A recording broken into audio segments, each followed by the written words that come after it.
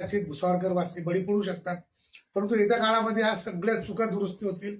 सामान्य जनतेच्या मनातले जेही संभ्रम असतील ते दूर करण्यात येतील आणि भारतीय जनता पार्टी आणि संपूर्ण भुसावळ शहर हे आमचा परिवार आहे.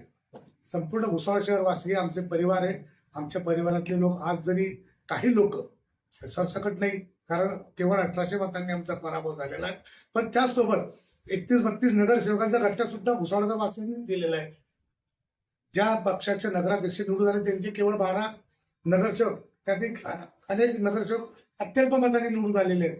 त्यामुळे भुसावळकर वासियांनी आमच्यावरचं प्रेम कमी केलं असं मी म्हणणार नाही. कुठेतरी कार्यकर्ते म्हणून आम्हीच कमी पडलो आणि आम्ही जनतेपर्यंत पोहोचू शकलो नाही. त्याचाच परिपाक असा झाला की आमचा थोड्याशा मतांनी आमचा पराभव झालेला आहे. खरं तर संपूर्ण शहरभर विकासाची कामे झालेली नाही या गोष्टीत कोणतेही तथ्य नाहीये.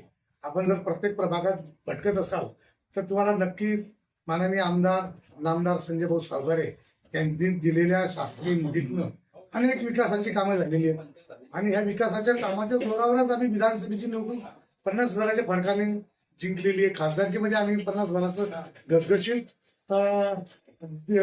मताधिक्य या शहराला दिलेलं आहे, या शहरातून दिलेलं आहे.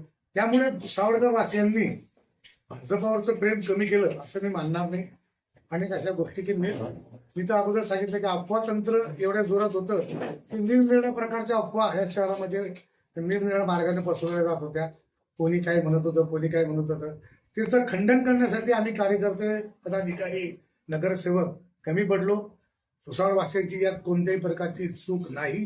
भुसावळकर वासियांनी त्यांचं जे काम आहे ते केलेलं आहे. त्यांनी आमच्या पदरात 31-32 नगरसेवकांचा गठ्ठा टाकलेला आहे आणि तब्बल 40,000 मतं, केवळ 1800 मतांनी आमचा पराभव झालेला आहे.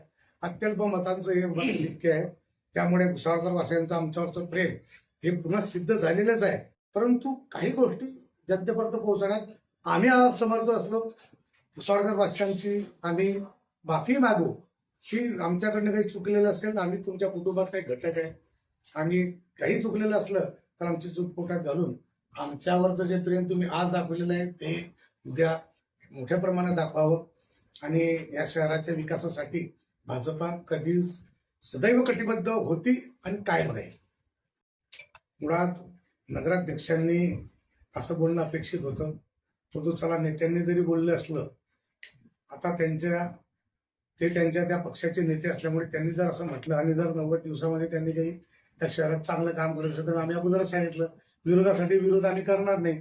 आणि शहराच्या विकासासाठी सामान्य जनतेचा काही एक नया पैशाचा सुद्धा फायदा होत असेल आणि जनतेचे जर कामं होत असतील तर आम्हाला त्याच्यासाठी विरोध करण्याचं काही कारण नाही आहे.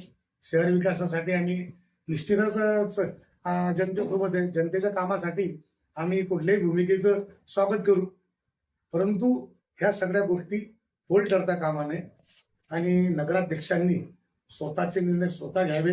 या शहरात त्यांनी चांगलं काम करावं यासाठी त्यांना मी माझ्यातर्फे शुभेच्छा देतो. त्या निवडून आल्या, त्यांना लोकांनी निवडून दिलेलं आहे. हा लोकशाहीचा उत्सव होता आणि लोकशाही मार्गाने त्या जर निवडून आल्या असतील आणि निवडून आलेल्या आहेत तर त्यांना मी माझ्यातर्फे शुभेच्छा देईन आणि त्यांच्या हातून या भुसावळ शहरवासियांची सेवा झाली पाहिजे अशी माफक अपेक्षा मी त्यांच्याकडनं करेन. ज्या ठिकाणी पाण्याचं बूस लावलं त्या ठिकाणी ते बूस मी उघडणार आणि पाणी नागरिकांना देणार असं सुद्धा म्हटलेलं आहे. हे बघा, ज्यांना असं वाटतं की या शहराच्या पाणी पुरवठ्याला कुठेतरी बूस लावलेला आहे त्यांनी आतापर्यंत निवडणुकीची वाट न बघता ते बूस उघडलं पाहिजे होतं. शहरात जर तुम्हाला असं वाटतंय की कोणीतरी बूच मारून ठेवलेलं आहे तर ते बूच तुम्ही उघडा. तुम्ही इतके दिवस झाले काय करत होते? त्यामुळे अशा गोष्टी तथ्य नाहीये. आम्ही अशा गोष्टींना महत्व देत नाही. आम्ही शहर विकासाच्या दृष्टिकोनातून आतापर्यंत जे चांगले निर्णय घ्यायचे होते ते आम्ही निश्चितपणे घेतलेले आणि भविष्यातही घेऊ. आम्ही विरोधासाठी विरोध करणारे नाहीतर आम्ही अनेक विरोधक असे बघितलेले की त्यांनी छोट्या गोष्टीसाठी सुद्धा मोठमोठे प्रकारचे वाद घातलेले, परंतु आम्हाला अशा कुठल्याही प्रकारच्या वादात कुठलेही घेतले नाही. आमच्यासाठी केंद्रस्थानी भुसावळकर जनता आहे आणि भुसावळकर जनतेच्या विकासासाठी आम्हाला जे काही करता येत असेल ते आम्ही नक्की करू. या निवडणुकीमध्ये म्हणजे पाण्याच्या गेल्या 35 वर्षापासून मी राजकारणात आहे, नगरसेवक पदावर आहे. गेल्या 35 वर्षात कोणत्याही नगराध्यक्षांनी म्हणजे 2016 ते 2021चा कार्यकाल वगळता कोणत्याही नगराध्यक्षांनी पाणी पुरवठ्याच्या संदर्भामध्ये कोणतेही योग्य ते निर्णय घेतलेले नाही. ह्या शहराची पाणी पुरवठा योजना 1952 सालची आहे, ती आजही तशीची तशी आहे.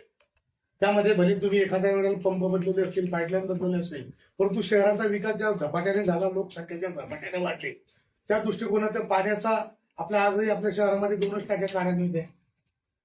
म्हणून आम्ही भारतीय जनता पार्टीची 2016 साली सत्ता आल्यानंतर सर्वप्रथम आम्ही पाणी प्रश्नाला हात घातला आणि आम्ही अमृत योजना मंजूर करून आणली. अमृत योजना केंद्राकडनं आणली, राज्य शासनाकडनं आणली आणि सुरू सुद्धा केलेली आहे. आज त्यातील पाण्याच्या टाक्या किमान 80-85% पूर्ण झालेल्या आहे. पाईपलाईन ही 80-85% पूर्ण झालेली आहे. जॅकवेलचं काम सुरू आहे. त्यानंतर जल शुद्धीकरण केंद्राचं काम सुरू आहे. कोणी कितीही टीका केली तरी या शहराला केवळ आणि केवळ अमृत योजना पाणी देणार आहे आणि ते श्रेय आमचं आहे. आम्ही आमच्या कारकिर्दीत ते पाणी सुरू केलेलं आहे. मान्य आहे, आम्ही त्याबद्दलही अनेकदा आम्ही माफी मागितली.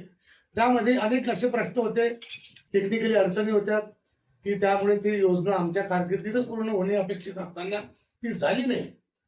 पण येत्या काळामध्ये वर्ष दीड वर्षामध्ये आम्ही जसं सांगितलेलं होतं तसं शासन दरबारी आम्ही आमचा पाठपुरा सुरू राहणार आहे आणि ती योजना वर्ष दीड वर्षामध्ये सुरू होऊन या शहराला पाण्याचा चांगला प्रकारचा पुरवठा नक्की होणार आहे. पण घाणीचे साम्राज्य भोसाळ शहरात भरपूर आहे. घाणीच्या संदर्भामध्ये प्रशासकीय राजवटीमध्ये थोडंसं अडचण आलीच, याबद्दल काही दुमत नाहीये. आणि शहराचं आरोग्य जर चांगलं राहिलं तर त्यासाठी स्वच्छता आणि या सगळ्या गोष्टींवर लक्ष दिलंच पाहिजे. नूतन नगराध्यक्षांकडनं मी हेच अपेक्षा करेन की 4 वर्षाच्या प्रशासकीय राजवटीमध्ये ज्या काही चुका झाल्या असतील त्या टाळून तुम्ही शहराच्या स्वच्छतेसाठी जर भर देत असले तर आम्ही त्यांच्या पाठीशी आहोत. मग सत्ता स्थापन होईल का? सत्ता स्थापन म्हणजे काय? आता त्या नगराध्यक्ष कायदेशीर निवडून आल्यानंतर त्या नगराध्यक्ष पदावर त्या बसतील, परंतु नंतरच्या कारकिर्दीमध्ये स्पष्टपणे बहुमत, प्रचंड बहुमत आमच्याकडे असल्यामुळे म्हणजे उपनगराध्यक्षाचं सर्व सभापती पद हे आमच्याकडे असतील आणि त्या संदर्भामध्ये आमच्या मनात कुठे शंका नाही. टी मॅच खेळू असं म्हटलेलं आहे. आनंदाची बाब आहे. या शहराच्या विकासासाठी जर कोणी 20-20 काय 5-5 ओव्हरची बी खेळलं तर आमच्या